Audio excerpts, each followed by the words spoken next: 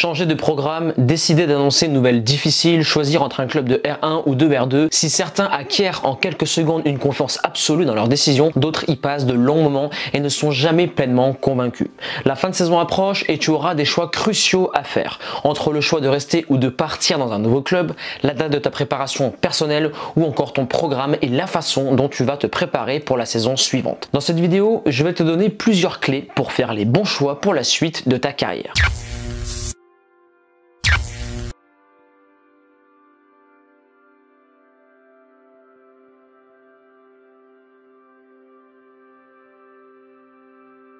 Commençons pour le choix d'un club. Comment prendre les meilleures décisions? Première chose, privilégie le temps de jeu. Le choix d'un club doit se faire sur le temps de jeu et non sur le prestige. Choisir un club de U17 nationaux pour faire 3 matchs dans la saison ne te fera ni progresser et ne t'offrira pas la visibilité nécessaire pour aller plus haut. Il est préférable de faire 30 matchs durant une saison en U17 R1 pour acquérir de l'expérience, progresser rapidement et optimiser ton temps de jeu pour prétendre à devenir un titulaire solide la saison suivante dans une équipe de U17 ou de U19 nationaux. Deuxième chose, sélectionner un projet sur 3 ans. Un bon choix de club se fait sur le long terme. Si tu as envie d'intégrer un pôle espoir, choisis un club de U12 qui fait partie du top 3 de la région. Pour intégrer un club pro, choisis un club qui a des catégories en nationaux et une équipe première en minimum national N3. Pour chaque club, choisis le projet par rapport à ton objectif. Bien évidemment, le court terme peut être envisagé pour te relancer, mais le long terme te garantira une meilleure évolution dans le club, la confiance des coachs et un favoritisme qui t'aidera dans certaines situations. Troisième point, se fier au feeling avec l'entraîneur. Il y a souvent une hésitation entre 2 ou plusieurs clubs. Ton choix définitif se fera par rapport au coach et pour ce faire, pose-toi les questions suivantes. Lequel a été le plus sincère? Lequel croit le plus en toi? Son discours est-il cohérent? Son intérêt envers moi était-il puissant? Compte-t-il vraiment sur moi? Suis-je au cœur de son projet ou encore est-ce que la connexion, la confiance et le ressenti avec ce mec ont été présents? Et avec tout ce panel de questions, tu auras tes réponses pour choisir le bon club. Pour conclure, le coach a une philosophie et une réputation. Veille à ce que celle-ci soit cohérente avec ton caractère en te renseignant sur sa réputation, sur les joueurs de tes amis qui ont été dans son équipe ou encore de ce que tu as pu entendre de lui et vérifier en face à face lors du rendez-vous ou encore lors de la détection. C'est super important pour le choix de ton club. Et rappelle-toi, on dit souvent qu'un joueur perce par rapport à ses qualités personnelles et ses compétences. Mais il y a aussi derrière chaque grande carrière un grand coach qui a cru en ce joueur-là, qui l'a fait évoluer, qui l'a fait avancer et qui l'a poussé vers le plus haut niveau. Maintenant, passons à la deuxième partie de la vidéo, comment faire les bons choix dans sa préparation d'avant-saison. Premier point, la préparation se met en place 12 à 14 jours avant la reprise en club. Et je te recommande de réaliser 2 cycles de 6 séances sur 4 jours. Exemple très simple pour le micro-cycle numéro 1. Jour 1, tu fais une séance. Jour 2, 2 séances. Jour 3, 2 séances, donc c'est matin et après-midi. Et jour 4, une seule séance. Là, on est sur 4 jours. Suite à cela, tu te mets 1 à 2 jours de repos selon ta préparation et rebelote. Tu repars sur jour 6, 7, 8, etc. etc.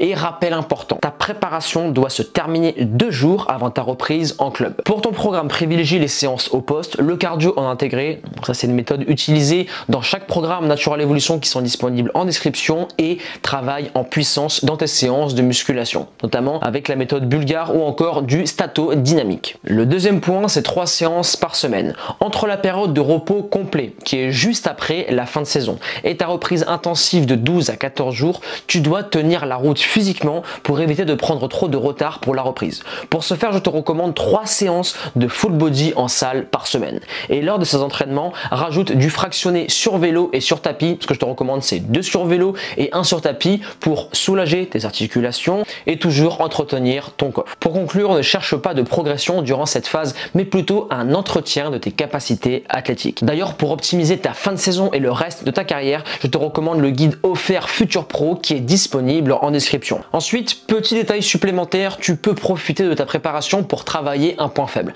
Un exemple, tu peux bosser 7 jours sur 7 ton pied faible sur des remises ou encore sur du jeu long. On travaille sur du qualitatif à haute fréquence. Tu peux travailler par exemple face à un mur 20 à 30 minutes par jour. Je répète, et tu peux même le faire en dehors de ta préparation de 12 à 14 jours. Un poids folle par exemple, si tu veux chercher une prise de masse, tu peux le faire juste après tes 2 semaines de repos, qui est le point suivant pour aller chercher 1, 2, voire 3 kilos de muscle, car ton coach t'a reproché de ne pas être assez solide dans les impacts et à partir du niveau U17, tout joueur doit faire de la préparation physique en salle de sport pour acquérir du muscle, car plus on se rapproche du niveau U17, U19, plus on va arriver dans des catégories très physiques, surtout au niveau U17 NAS et surtout aussi si tu évolues dans la région parisienne. Je te fais pas de dessin, tu sais que c'est une région vraiment très physique et aussi la philosophie française aujourd'hui c'est le physique avant la technique, donc tu dois absolument être solide sur ce côté-là. Troisième point par rapport à ta préparation, on va être sur 2 semaines de repos complet. Donc après la fin de saison, il est préférable de laisser ton corps se reposer 2 semaines et de partir en vacances. Si tu arrêtes le 30 juin la saison,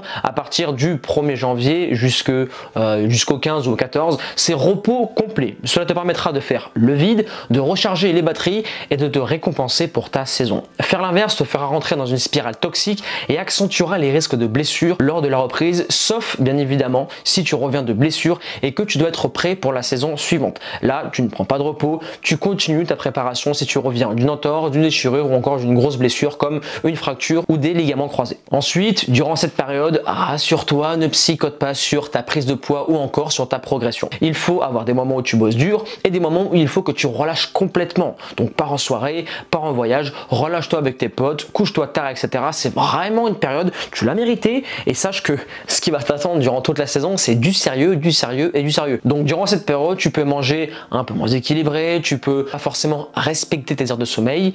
Il faut vraiment que tu relâches car tu l'as mérité. Et j'insiste vraiment, le but de ces 2 semaines de repos complet est de complètement déconnecter afin que tu évites le burn-out. La team NE, j'espère que ces différents conseils vous aideront pour cette fin de saison et si vous avez besoin du moindre détail et du moindre conseil sur les points que j'ai abordés dans cette vidéo, je te recommande le livre Le Passeport du footballeur qui est disponible en description. Au travers d'une dizaine de chapitres, j'aborde les choix des clubs mais aussi les méthodes d'entraînement, de nutrition et comment tu pourras optimiser ta carrière dès maintenant et pour la saison suivante et le lien est disponible en description. À présent, je vous laisse là. Pensez à exploser comme d'habitude la barre des pouces bleus, des commentaires. Abonnez-vous pour ne pas rater les prochains contenus qui arrivent sur la chaîne. Et on se donne rendez-vous à dimanche prochain. Persévérance et motivation et on avance ensemble.